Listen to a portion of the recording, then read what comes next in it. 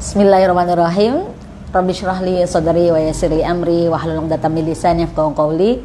Assalamualaikum warahmatullahi wabarakatuh. Asbahna wa asbahal mulku lillahi walhamdulillahi la syarikalah la ilaha illa huwa wa ilaihin nusyur. Asbahna ala fitratil Islam wa kalimatil ikhlas wa ala dini nabiyina Muhammadin sallallahu alaihi wasallam wa ala millati abina Ibrahim hanifa wa ma kana minal musyrikin. Ba'du. Apa kabar sahabat Klik? Lama sekali ya nggak ketemu ya. Alhamdulillah pagi hari ini kita ketemu lagi, sahabat Klinik Nikah Indonesia chapter Ponorogo, bersama disupport juga oleh teman-teman dari Pemuda Hijrah dan juga Ayo Mengaji Ponorogo. Alhamdulillah ketemu lagi. Salam kenal untuk yang mungkin ini pertemuan pertama ya di majelis online. Biasanya saya panggil saja Amahida. Aktivitas saya sehari-hari adalah relawan inspirasi dari Rumah Zakat. Saya adalah pembina Klinik Nikah Indonesia chapter Ponorogo. Biasanya saya bergabung di kajian offline-nya ya. Dan hari ini adalah kajian pertama online untuk Klik Ponorogo. Kalau biasanya saya materinya spesialisnya di memilih jodoh, ta'aruf gitu ya. Paling mentok sampai di fikih walimah. Nah, hari ini tema kita agak spesial ya. Insya Allah sudah disiapkan oleh teman-teman Klik. Yang pertama untuk pekan pertama, Sabtu pertama ini kita akan ngobrol tentang para singlillah. Kemudian nanti di Sabtu yang kedua insya Allah kita akan ngasih konten lebih banyak kepada bimbingan buat manten anyar gitu ya bahasa Jawanya. Kemudian berikutnya Sabtu ketiga insya Allah untuk manten kawa ya, kayak saya ini manten kawa yang sudah menikahnya sudah lama. Kemudian nanti kalau masih nutut ya insya Allah Sabtu keempat atau menjelang Idul Fitri itu kita siapkan untuk tips-tips tentang walimah gitu ya di tengah kondisi seperti ini. Di tengah pembatasan aktivitas dan pembatasan mobilitas, termasuk mungkin nanti akan saya sampaikan sharing teman-teman yang sudah menyelenggarakan akad nikah dan walimah pada musim pandemi COVID-19 ini. Tetap positif. Pagi ini di awal pertemuan, mengawali pertemuan ini mohon ridha Allah dan kemudahan dari Allah. Marilah bersama-sama kita buka majelis kita dengan membaca Al-Basmalah. Bismillahirrahmanirrahim. Mohon izin. Saya tadi pagi mendapatkan telepon dari seorang singlillah yang saya kenal sebagai pribadi yang baik, semangat menuntut ilmu ya, dan keberaniannya. Jadi keberanian itu memang berbanding lurus dengan resiko ya.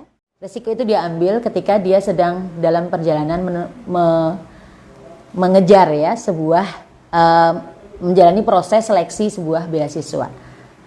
Jadi dalam perjalanan menuntut ilmu begitu. Maka saya menganggapnya ini adalah sebuah semangat keberanian. Tetapi sekali lagi memang keberanian hidup itu mengandung risiko gitu ya. Anyway, dia adalah orang yang positif. Dia adalah orang yang selalu bersemangat, itu yang saya tahu. Maka saya juga berhusnudzon positif bahwa insya Allah dia bisa sembuh. Mohon doa dari semua, dari teman-teman yang berada di majelis ini hari ini, dan juga dari semuanya, meskipun mungkin tidak kenal secara pribadi. Saya mewakili dirinya meminta perkenan doa dan support positif dari teman-teman semua. Mudah-mudahan dia segera sembuh, pulih kembali dan beraktivitas seperti biasa. Mumpung Ramadan. Nah, terkait juga dengan tema hari ini ya. Jadi bagaimana Ramadan bagi seorang single ya. Yang ada sih yang banyak ya yang curhat ya. Penderitaan single itu sepanjang tahun kayaknya gitu ya. Oke. Ini sama sekali majelis ini sama sekali bukan mengkampanyekan membuli para single ya. Justru kita ingin memulai sebuah kampanye stop single shaming gitu ya.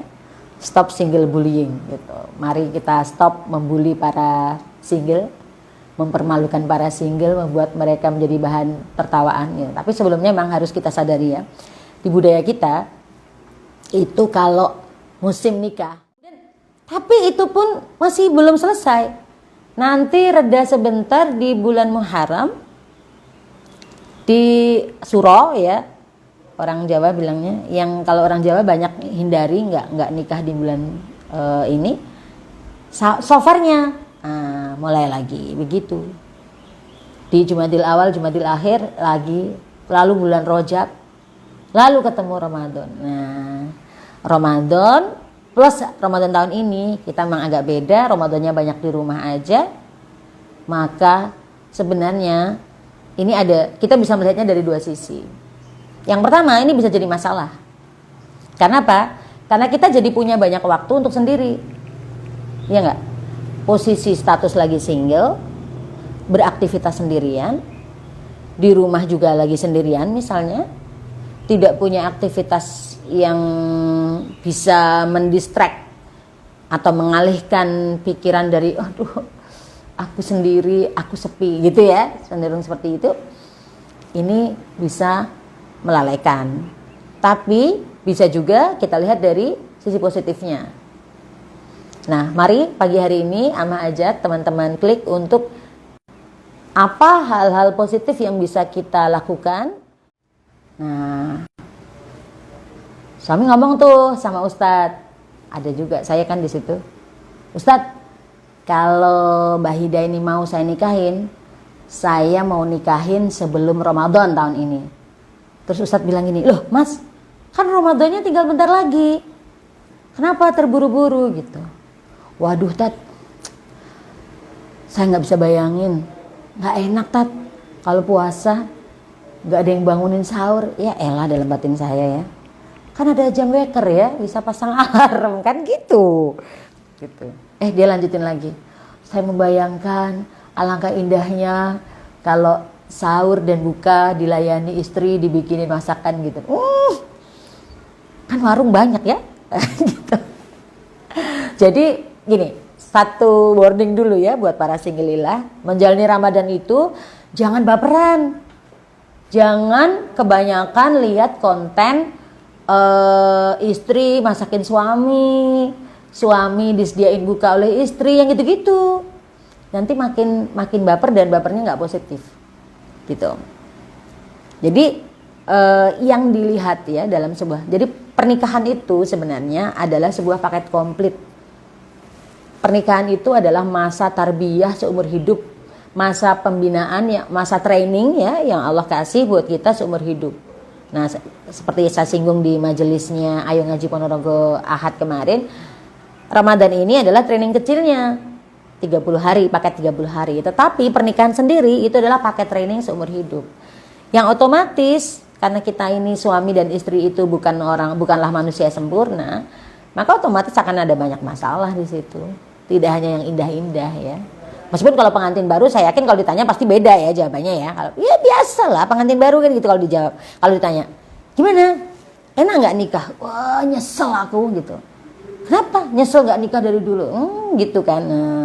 Sabar ya buat yang pengantin baru, jangan ini ya, nanti responnya Sabtu depan aja ya. Jadi ini saya mohon deh please buat para pengantin baru jangan bikin teman-temannya baper dengan bikin konten-konten kayak gitu pas Ramadan ini, kasihan ya kan. Nah, oke, baik, kembali ya. Jadi mari memaksimalkan Ramadan ini dengan semangat anti baperan. Nggak lagi baper-baper dengan mereka yang sudah menikah. Ingat, menikah itu bukan balapan sepeda. Kita sering sampaikan itu ya. Bukan berarti yang nikah duluan lebih baik. Benar nggak? Benar nggak? Tapi yang jelas dia lebih berani. Benar juga ya? Iya.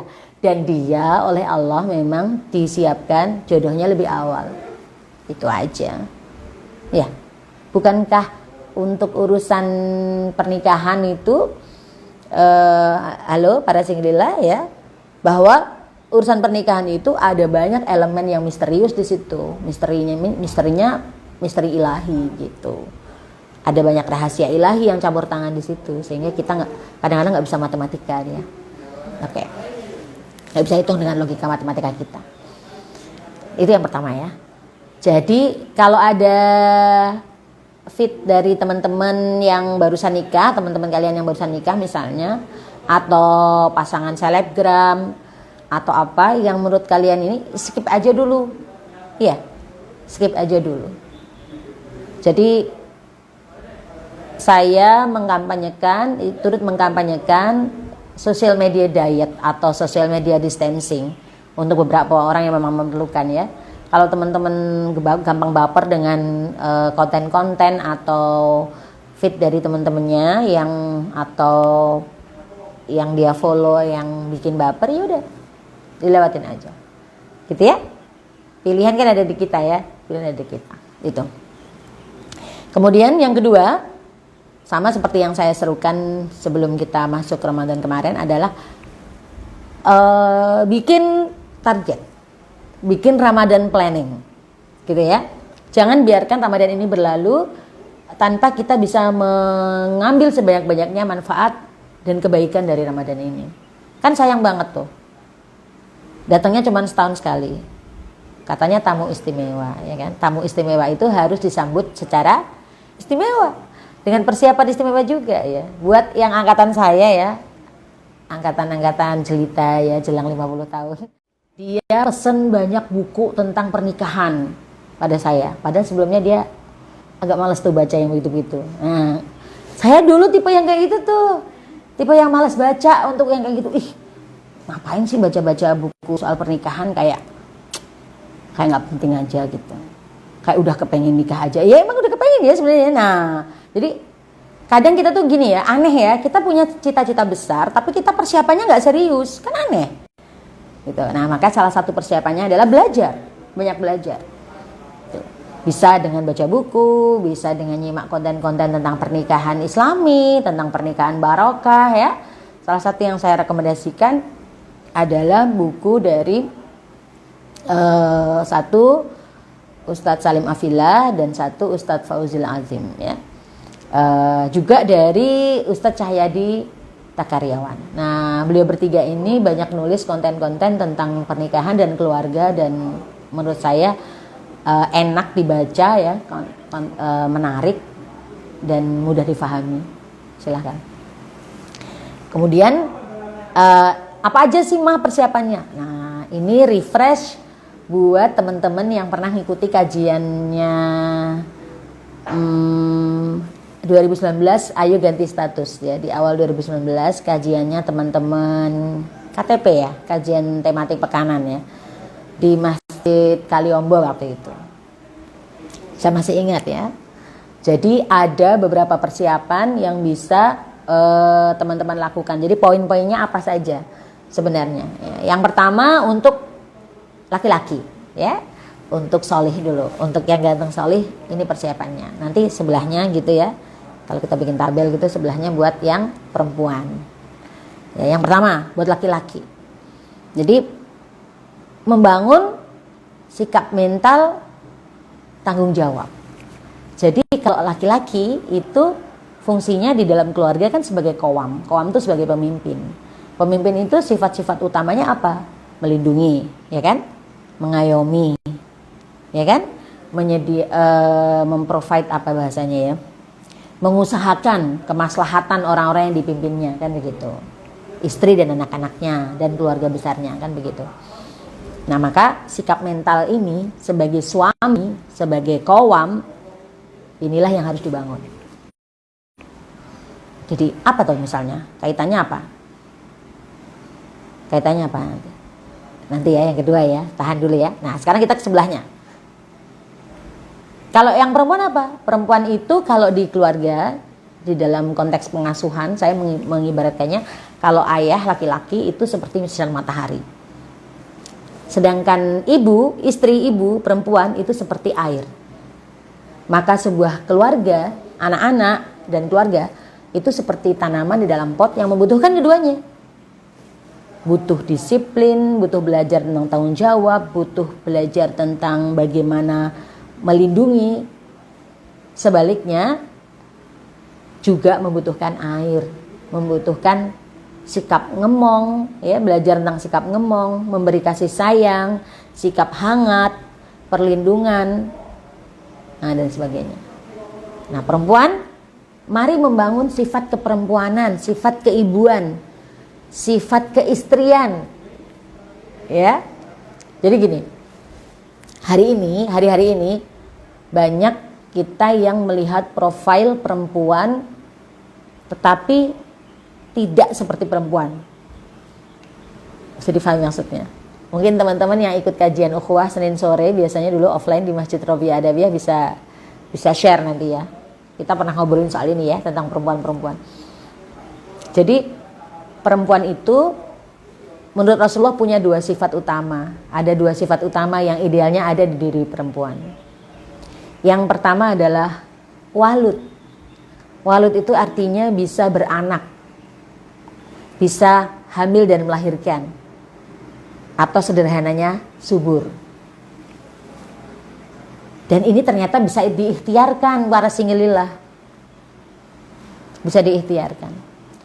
Di majalah Ummi edisi puluhan tahun silam, saya pernah membaca tentang profil almarhumah Ustadzah Yoyoh Yusroh yang beliau sampai akhir hayatnya dikaruniai Allah kalau nggak salah 13 putra putri, ya, luar biasa, bersama Ustadz Budi Darmawan suami beliau. Dan beliau bercerita bahwa sejak single, sejak masih gadis, beliau dengan sengaja mencari tahu informasi tentang bagaimana menjaga dan memaintain kesuburan rahim seorang perempuan. Jadi diantaranya makanan apa yang mesti banyak dikonsumsi, kemudian apa yang harus dihindari gitu, do's and don'ts-nya itu beliau pelajari dan beliau ikhtiarkan. Dan luar biasa, Allah memberikan karunia 13 orang putra putri. Nah, artinya bersiap untuk memiliki sifat, membangun sifat walud itu penting. Dan saya informasikan juga pengalaman saya pribadi, nikmat ini, berkah ini, karunia ini, anugerah ini menjadi perempuan walud itu tidak Allah kasih pada semua orang, tidak Allah kasih pada semua perempuan, benar kan? Itu makanya mumpung teman-teman masih single, masih ada waktu, ayo dong pelajari tentang hal ini. Sebagaimana para laki-laki belajar tentang bagaimana fungsi keayahan, bagaimana dia bisa memaksimalkan perannya sebagai seorang suami, maka perempuan mari mempersiapkan diri untuk memaksimalkan peran sebagai istri dan ibu. Nah, sifat tadi yang pertama adalah walud. Yang kedua adalah wadud. Wadud itu artinya gemati, penyayang, ya. Penyayang itu identik dengan apa? Sabar, lembut, ngemong, hangat, begitu kan? Pemaaf dan sebagainya. Pengertian, penuh perhatian gitu. Seperti itu. Jadi kurang lebih seperti peran ibu, seorang ibu, ya. Jadi tidak hanya gemati pada anak-anaknya, tapi juga penyayang pada suami, atau sebaliknya, tidak hanya mesra penuh cinta pada suami, tapi juga lembut mesra penuh kasih sayang pada anak-anak, bahkan mungkin yang bukan anaknya sendiri, begitu. Ini diperlukan karena ternyata kembali ke tadi yang pertama walud, ya, tidak semua perempuan kemudian Allah izinkan menjadi seorang ibu. Tidak semua perempuan Allah izinkan melahirkan anak dari rahimnya sendiri. Bisa kisah menjadi ibu, prosesnya macam-macam, ya kan? Ada yang kemudian menjadi ibu dari anak-anak suaminya, kan begitu? Atau menjadi ibu dari anak orang lain, ya, anak asuh atau anak yang bahasanya, anak angkat, ya. Saya tidak menyebut anak adopsi, ya, tapi anak angkat yang diasuh, yang diopeni gitu, dan semua membutuhkan sifat yang kedua, yaitu wadud. Itu persiapan yang pertama, level yang pertama. Jadi memahami resikonya. Contoh misalnya ada teman saya yang curhat, ya, Amah saya tuh kok nggak suka ya sama anak-anak. Oke, cari triknya. Ini PR-nya berarti, challenge ya. Mungkin bikin challenge selama sebulan ini, ngopeni keponakan gitu misalnya, coba. Tahan nggak tuh? Kan keponakannya nggak sekolah kan, di rumah aja kan selama sebulan Ramadan ini, coba. Kasih challenge diri sendiri untuk bisa lebih telaten berhadapan dengan anak-anak. Kemudian ada lagi, Amah, saya nggak bisa tuh, saya tuh kalau, saya tuh tipe perempuan yang sangat dominan gitu. Kayaknya saya agak susah deh nerima konsep perempuan Islam kalau keluar rumah istri ya harus izin suami, ya kan? Mau puasa harus izin suami, mau ngasih sedekah bahkan ke keluarganya aja harus ngasih tahu suami dan sebagainya. Saya kayaknya, nah ini kesempatan untuk belajar nih. Kan waktunya panjang nih kan, lumayan kan training 30 hari, ya kan? Kasih challenge. Saya tadi malam mau tidur ada beberapa konten tentang challenge, men-challenge diri sendiri yang mau coba saya ikuti juga. Challenge mengurangi gula ya, kemudian asupan gula, kemudian challenge untuk ada mengurangi sosial media dan macam-macamnya. Silahkan teman-teman juga bisa men-challenge. Teman-teman yang merasa aku nih terlalu maskulin gitu ya, nanti kalau menikah terus berperan sebagai istri, kayaknya aku bakal lebih maskulin dari suami. Masih ada waktu. Justru para single punya waktu untuk persiapan. Kalau udah menikah kan udah terlanjur tuh, mereka sudah langsung berhadapan dengan kondisi nyata. Nah, teman-teman bisa persiapan dari sekarang ya. Jadi tapi nggak usah pakai role play ya. Ya, maksudnya role play gini. Terus simulasi gitu ya. Simulasi cari siapa gitu ya, colek, ayo dong kita simulasi jadi suami istri, nggak perlu. Jadi dihayati, nah nanti tinggal prakteknya gitu. Jadi dipelajari, dihayati, insya Allah bisa ya. Kemudian yang nomor 2 sekarang, lapis yang kedua adalah terkait tanggung jawab utama, terutama berbagi peran di dalam rumah tangga. Nah itu perlu disiapkan. Apa itu? Begini, mungkin ada yang bilang saya konvensional, puritan, ya kuno gitu ya. Tapi saya tetap percaya bahwa peran yang dibagi dengan baik, dikelola, disepakati, kemudian dikelola bersama-sama, itu akan melahirkan kenyamanan dan pada akhirnya akan membuat yang namanya sakinah. Gitu. Tujuan pertama pernikahan. Tujuan pertama pernikahan kan bukan mawaddah, tapi sakinah. Sakinah itu apa sih? Sakinah itu tenang, anteng setelah sebelumnya bergejolak, setelah sebelumnya masuk, kemudian menjadi tenang. Oke, aku nyaman dengan yang ini, ya, yang sudah Allah pilihkan, begitu. Nah, tapi kalau peran ini kemudian kita banyak kayak rebutan saling mendolihat, gadis-gadis ya. Tolong sampaikan pada ayahnya atau walinya. Nanti ketika mengaudisi seorang laki-laki solih yang datang pada keluargamu mau minta dirimu, ya, nanti jangan tanya berapa gajinya atau berapa pendapatannya per bulan, tapi tanya aktivitasnya apa ikhtiarnya, apa hal-hal yang sudah diupayakannya sehingga dia berani meminta dirimu pada keluargamu. Begitu ya, tolong ya disampaikan pada ayah atau wali, ya. Buat yang solehat. Nah, Amah kalau gitu sekarang yang solehat timbangannya apa dong? Yang perempuan apa nih? Nah, yang perempuan tidak wajib untuk bekerja, tetapi wajib punya 2 hal. Apa itu? 1, keterampilan mengelola uang. Ya, karena membelanjakan uang itu gampang, perkara yang sangat gampang. Tapi mengelola dan mengaturnya supaya tidak semuanya dibelanjakan di satu pos saja atau dibelanjakan percuma yang tidak berfaedah, itu butuh keterampilan. Nah, saya beberapa waktu yang lalu juga terkesan ya dengan 2 orang, saya sebutkan di sini. Teman-teman sebagian mungkin juga mengenalnya. Satu ada Mbak Nana, ya, Mbak Widiana Pujiastuti itu, kemudian yang kedua Mbak Roidah Hafifah. 2 orang ini adalah guru saya belajar tentang bagaimana mengelola keuangan gitu. Mbak Roida kemarin juga banyak kasih tips tentang bagaimana membantu nanti. Oh ya, karena perempuan tidak wajib, maka perempuan sunnah saja tuh. Nanti hukumnya jadi sedekah ketika bisa menghasilkan sesuatu untuk dimanfaatkan membantu suaminya untuk mengelola keluarganya, rumah tangganya. Nah, Mbak Roida Afifah banyak ngasih tips-tips bagaimana kreatif memanfaatkan peluang untuk bisa menghasilkan sesuatu, ya, lewat perdagangan, lewat berjualan.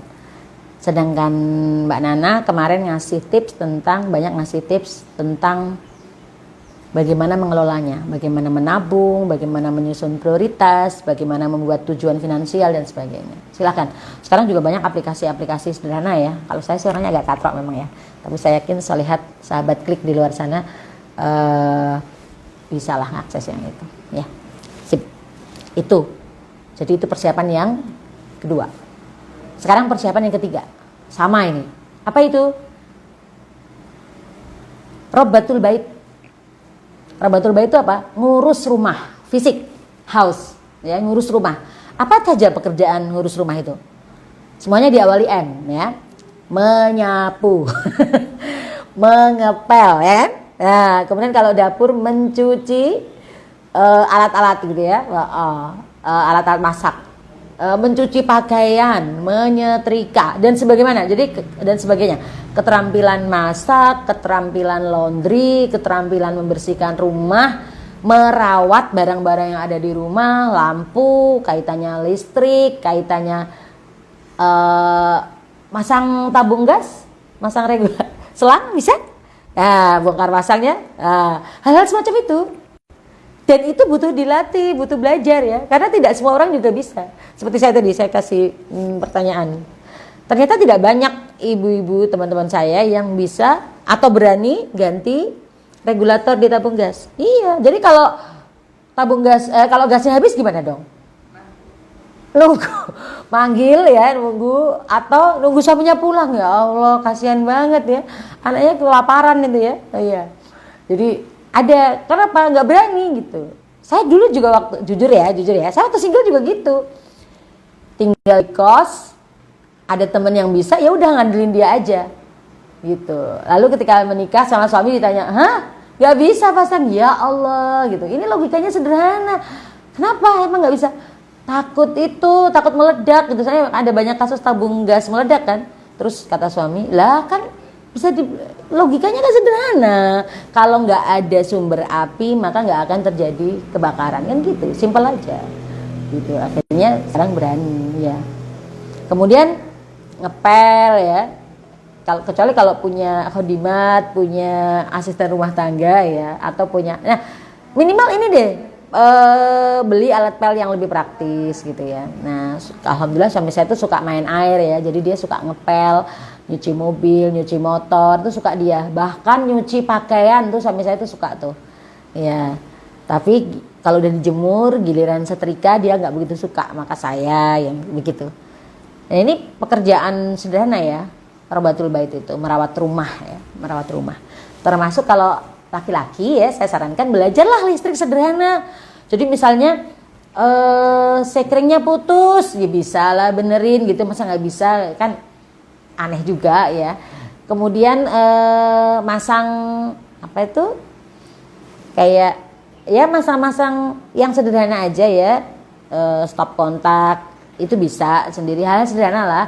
Kalau lampunya kenapa itu bisa benerin gitu. Mungkin misalnya kayak kabel setrikaan rusak, ya yang simpel-simpel aja ya. Kalau yang berat-berat peralatan elektronik rusak ya antar aja ke tukang servis, itu masih masuk akal. Tapi yang sederhana, ayo dong bisa gitu ya, ayo dong bisa. Misalnya saluran air mampet gitu kan, tahu triknya gitu ya, hal-hal seperti itu. Dan itu akan bikin, nah ini ya, para solih, ganteng solih ini akan lebih gitu di hadapan istrinya nanti gitu ya, kalau bisa ngerjakan ini itu. Nggak ini itu semuanya dianterin ke tukang servis gitu ya. Kemudian kalau yang perempuan mungkin yang jadi PR ya, para solihat di zaman modern kayak gini, itu adalah masak ya. Karena tidak semua orang suka masak ya. Tidak semua orang telaten masak sebenarnya. Karena masak itu juga pekerjaan yang dia selain skill dia juga seni ya. Jadi dia bisa menjadi sarana. Kalau skill itu yang penting repetisi ya, sering diulang nanti insya Allah bisa. Allah bisa karena biasa. Al biasa minal kulina itu. Tapi kalau seni itu memang kreativitas, di situ juga ada bakat. Nanti tetap beda ya masakannya. Tapi latihan deh coba. Karena bukan berarti ini mumpung di rumah aja ya. Bukan berarti saya menafikan bisnisnya teman-teman yang bisnis kuliner yang melayani delivery order ya. Saya juga sering kadang-kadang juga senang pesen nyoba gitu. Temen jualan apa, saya ikut order gitu ya, open order makanan apa gitu. Oke, misalnya hari Ahad sore rencana mau ada beberapa orang yang mau iftar di rumah gitu ya. Nanti menunya saya pesen untuk lauknya dari mbak ini gitu. Tapi yang lain saya bikin sendiri gitu ya. Dan kembali ke poin nomor 2 untuk yang perempuan, ternyata keterampilan memasak itu suatu saat bisa menjadi alternatif untuk kita bisa support finansial gitu. Oh ya, tadi masih kurang ya. Sorry, kita balik. Saya orangnya agak random nih ya. Lompat-lompat ya. Jadi persiapan yang kedua, keterampilan mengelola uang buat perempuan, ya kan? Itu yang poin 2A. Nah, 2B-nya adalah perempuan wajib punya keterampilan yang mungkin suatu saat bisa menjadi ma'isyah. Paham ya? Perempuan wajib punya sebuah keterampilan yang mungkin suatu saat dibutuhkan untuk kemudian menjadi ma'isyah. Karena kita nggak pernah tahu ya bagaimana masa depan di rumah tangga itu ya. Ya mudah-mudahan sih tidak ya. Nauzubillah min dzalik. Misalnya suami sakit ya, jatuh sakit sehingga tidak bisa menjalankan tugasnya sebagai kepala keluarga, sebagai pencari nafkah utama dalam keluarga. Maka otomatis bukankah berarti istri dalam kondisi itu darurat, ya kan? Akhirnya harus, bahasa Jawanya cancut kaliwondo, harus punya ma'isyah. Bisa melakukan sesuatu yang menjadi ma'isyah keluarga, begitu kan? Atau misalnya lagi ya, kita tidak pernah tahu bagaimana usia Allah seberapa panjang usia perjodohan. Misalnya suaminya meninggal dunia atau kemudian naudzubillah min dzalik, kemudian terjadi perpisahan sementara juga ada anak-anak yang harus diopeni begitu. Seperti itu kan. Nah, sekarang sudah ya 1, 2 dan 3 ya. Yang 3 tadi adalah robatul bait. Nah, sekarang mumpung Ramadan, mumpung kita di rumah saja, mumpung banyak waktu. Yang keempat, belajar tentang tarbiyatul aulad. Ya, belajar tentang ngopeni anak, mengasuh anak. Apalagi zaman sekarang ini tantangan keluarga Indonesia luar biasa ya, luar biasa. Jadi butuh insight yang luas, wawasan yang luas, butuh keterampilan ya, butuh. Jadi kita ini untuk bisa membangun attitude kita butuh 2 hal. Yang pertama adalah pengetahuan, yang kedua adalah keterampilan. Itulah yang akan membentuk sebuah sikap.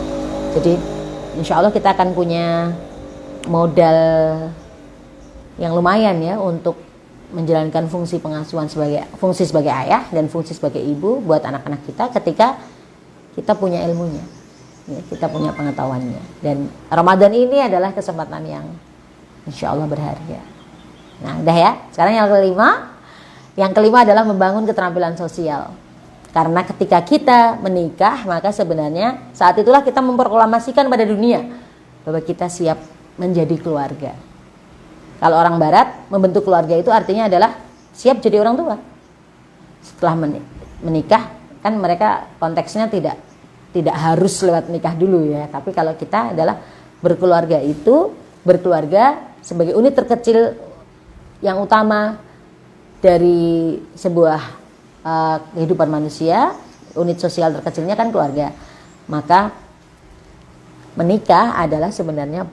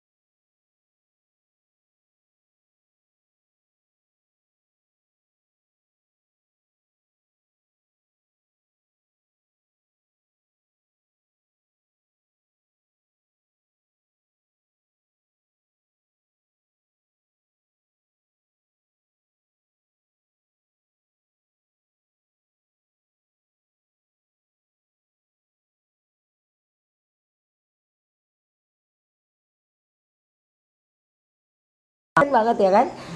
Terus ada yang ditaruh batu ya, saya dikasih tahu suami, mohon maaf nih daerah Ponorogo sebelah sana ya, saya nggak usah sebutkan, itu dikasih batu gede banget tuh di tepi jalan. Akhirnya orang jadi nggak bisa lewat, dan orang situ sendiri mau keluar juga ribet. Maaf, kesannya jadi kayak memenjarakan diri sendiri dan lingkungannya ya. Jadi ayo kita perlakukan protokol ini dengan akal sehat ya, dengan akal sehat, jangan berlebihan. Nah, ini fungsi sosial teman-teman tetap berjalan nih ya. Nah, bikin edukasi. Nah, yang Putri ini ada seorang teman Solihat Singgilila yang gabung dengan saya di kajian Rabu sore, biasanya offline. Itu bikin, dia suka gambar kan, dia bikin kayak komik gitu tentang edukasi untuk pencegahan penyebaran COVID-19. Nah, ini kan menarik. Kontribusi sosial apa yang bisa teman-teman lakukan di lingkungan dalam situasi terbatas, dalam mobilitas terbatas pada Ramadan ini? Eksekusi dong, ya, eksekusi buat latihan. Jadi hidup ini bukan tentang diri kita sendiri, dan Ramadan ini kita belajar untuk itu. Maka mengajak teman-teman semua, ada banyak program peduli sosial, aksi sosial di Ramadan ini yang digagas oleh teman-teman, termasuk juga oleh teman-teman mitra kebaikan Rumah Zakat. Monggo silahkan bergabung. Atau di tempat yang lain juga boleh, silahkan. Apa yang bisa teman-teman lakukan, mungkin biasanya berbagi iftar saja, sekarang jadi berbagi iftar dan masker misalnya. Biasanya zakat fitrah itu begitu saja, silahkan nanti programnya zakat fitrah plus paket sembako yang lain. Atau biasanya teman-teman yang fidyah itu dialokasikan, ya pokoknya siapa aja gitu ya. Sekarang mungkin lebih bisa dipilih lagi, oh buat orang-orang yang terdampak secara nyata pada karena COVID-19 gitu. Insya Allah itu Singgilillah, semoga ikhtiar antum dimudahkan Allah. Oh ya, nanti setelah ini di segmen kedua saya akan share tentang bagaimana yang menikah, problematika ya orang-orang yang terhalang, terganjal atau tertunda menikah karena situasi pandemi COVID-19.